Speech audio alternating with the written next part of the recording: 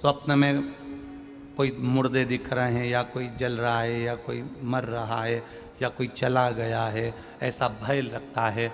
बच्चों को मानी भेजूंगी ऐसा हो जाएगा, पति को मानी भेजूंगी ऐसा हो जाएगा, कोई हमारे कोई गलत तो नहीं कर रहा है, आपको लगता है। 7 स्थान चंदन के बताएं महाराज।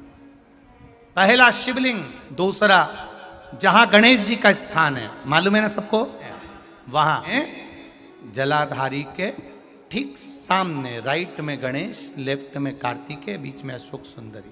तो पहला चंदन बाबा के शिवलिंग पर, दूसरा गणेश जी पर चंदन की उंगली, तीसरा षडानंद कार्तिकेय पर चंदन की उंगली, चौथा अशोक सुंदरी पर चंदन की उंगली, पांचवा जलाधारी पर चंदन की उंगली, छठा जो शिवलिंग का जल बह रहा है इसके ठीक विपरीत की ओर चंदन की उंगली, और सातवां चंदन नंदी के मस्तक के ऊपर जो 2 सींग लगे रहते हैं उस पर चंदन की उंगली।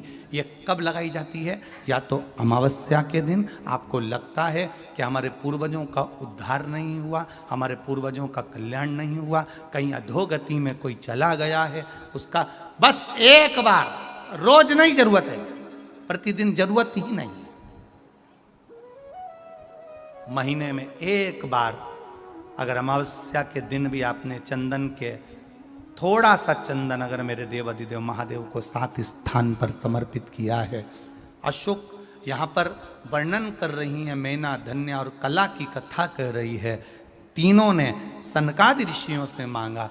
चंदन भगवान को अति प्रिय होता है और चंदन ही एक ऐसा होता है जो पितरों को भी प्रिय होता है, जिसका स्पर्श मात्र लगने से पूर्वजों का कल्याण हो।